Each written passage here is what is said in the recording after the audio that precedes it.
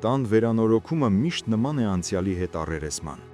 Բայց Արմենը երբեք չէր պատկերացնի, որ իր հայրական տան պատերի մեջ թաքնված է մի պատմություն, որը կփոխի իր ողջ կյանքը։ Արմենի մայրը տիկին Անահիտը մահացել էր 2 տարի առաջ։ Նա համեստ, լռակյաց ու բոլորի կողմից հարգված կին էր, ով իր ողջ կյանքը նվիրել էր միակ որդուն։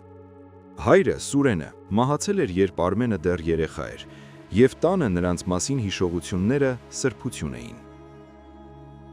Այդ օրը Արմենը որոշեց քանդել հյուրասենյակի հին պահարանը, որը տասնամյակներ շարունակ նույն տեղում էր կանգնած։ Պահարանի հետևի պատի մեջ նա նկատեց մի փոքրիկ խորշ, որը ծածկված էր փայտյա տախտակով։ Այնտեղ, փոշու ու սարդոստայնի մեջ դրված էր մի հին կաշեպատ օրագիր, կողպված փոքրիկ ժանգոտված կողպեքով։ Արմենի սիրտը սկսեց արագ բաբախել։ Նա գիտեր, որ մայրն օրագիր էր պահում, բայց սա այն չէր, որը նա տեսել էր մանկության տարիներին։ Այս մեկը թաքնված էր այնպես, կարծես երբեք չպետք է հայտնաբերվեր։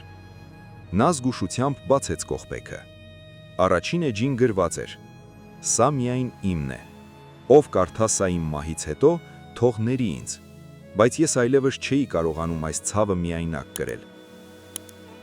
Արմենը նստեց հատակին ու սկսեց կարդալ։ Թվականները տանում էին 1990-ականների սկիզբ, Հայաստանի համար ամենածանր ու մութ տարիները։ Հունվարի 14, 1992 թվական։ Այսօր դուրս եկա հիվանդանոցից։ Բժիշկներն ասացին այն, ինչից ամենաշատն էի վախենում։ Ես երբեք երեխա չեմ ունենա։ Սուրենը ոչինչ չգիտի։ Չգիտեմ ինչպես եմ նայելու նրա աչքերին։ Մեր ընտանիքը կիսատ է մնալու։ Արմենը շփոթվեց։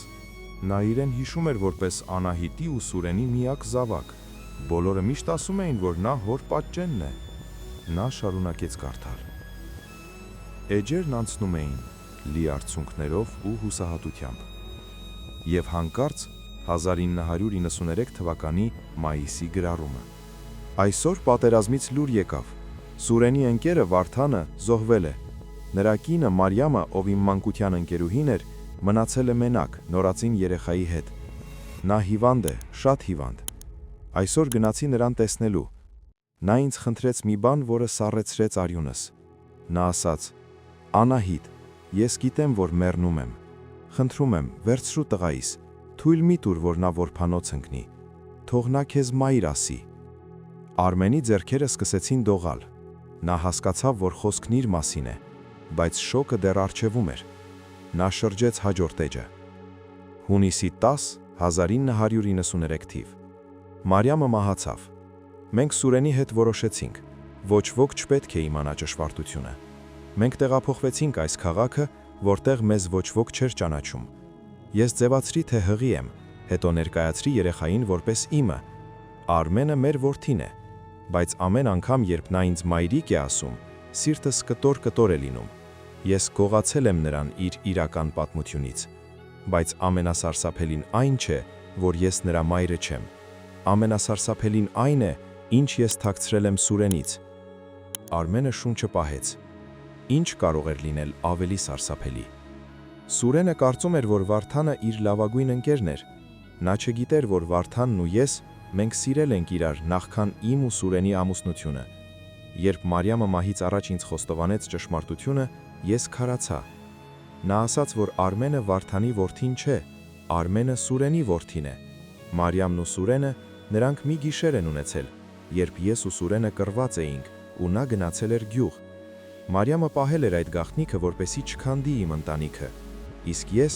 ես վերցրեցի այդ երեխային, ու Սուրենին երբեք չասացի, որ նա իրականում իր արյունակից որդին է։ Ես վախենում էի, որ եթե նա իմանա դավաճանության մասին, կատի թե Մարիամին, թե ինձ, թե երեխային։ Արմենը փակեց օրագիրը։ Գլուխը պտտվում էր։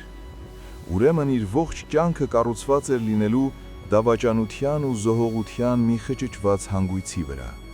Նրա մայրը, Անահիտը, իրականում իր մայրը չէր, բայց նա մեծացրել էր իր ամուսնու ու իր ընկերուհու երեխային, ներելով երկուսին էլ ու լռելով մինչև մահ։ Նա զգաց, թե ինչպես են տաք հարցունքները հոսում այտերով։ Նա նայեց Անահիտի նկարին, որը դրված էր սեղանին։ Այդ կինը կրել էր այս սարսափելի գաղտնիքը 30 տարի։ Նա ամեն օր նայել էր Արմենի աչքերին, տեսնելով այնտեղ թե իր սիրելի ամուսնուն, թե այն կնոջը, ով դավաճանել էր իրենց ընկերությունը։ Բայց նա ընտրել էր սերը։ Նա ընտրել էր լինել մայր, չնայած ամեն ինչին։ Արմենը հասկացավ, թե ինչու էր Անահիտը միշտ այդքան տխուր, երբ իրեն գովում էին որպես լավ մայր։ Նա իրեն մեղավոր էր զգում ճշմարտությունը թաքցնելու համար,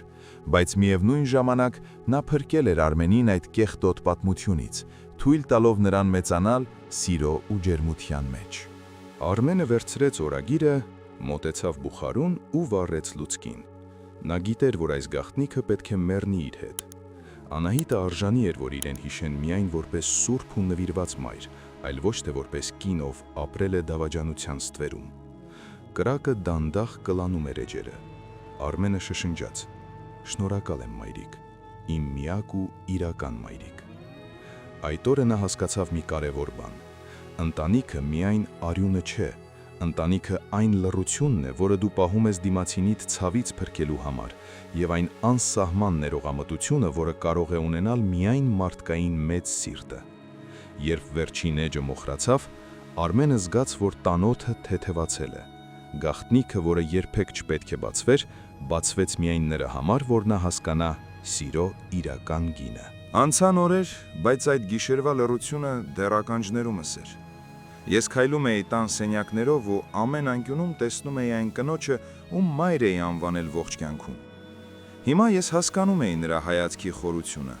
նրա այն երկարատև դադարները, երբ նա նայում էր ինձ ու հանկարծակի շրջվում, որպեսզի չտեսնեմ աչքերի փայլը։ Ես գնացի գերեզմանատուն։ Այդ օրը եղանակը խոնավ էր, ճիշտ այնպես, ինչպես իմ հոգում։ Կանգնեցի նրանց շիրիմների առաջ, Անահիտ եւ Սուրեն, կողք կողքի հավերժական լռության մեջ։ Ես նայեցի հորս նկարին ու առաջին անգամ ինձ թվաց, թե տեսնում եմ մի մարդու, ում իրականում չեմ ճանաչել։ Արդյոք նա գիտեր։ Արդյոք նրա սիրտը երբևէ հուշել էր նրան, որ ես իր արյունն եմ, բայց ոչ այն կնոջից, ում հետ նա ապրում էր։ Թե նայել էր իր հերթին կրում այդ գաղտնիքի մի մասը, մտածելով, որ ինձ փրկել է որբանոցից։ Բայց ամենաշատը ես նայում էի Անահիտին։ Ես ծնկի իջա նրա շիրմաքարի առաջ ու ձեռքով շոշափեցի սառը քարը։ Այդ պահին ես հասկացա մի սարսափելի, բայց միևնույն ժամանակ վեհ ճշմարտություն։ Մայրությունը արյունը չէ։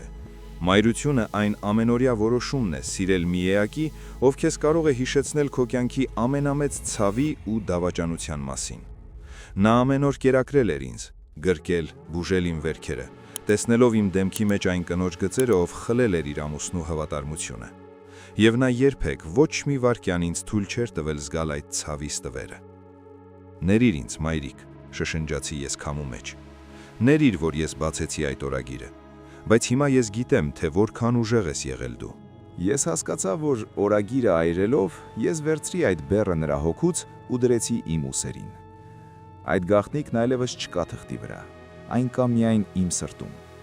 եւ ես այն կտանեմ մինչև իմ կյանքի վերջը։ Ես երբեք չեմ պատմի իմ զավակներին, որ իրենց տատիկը իրականում իրենց արյունակիցը չէր, որովհետև դա սուտ կլինի։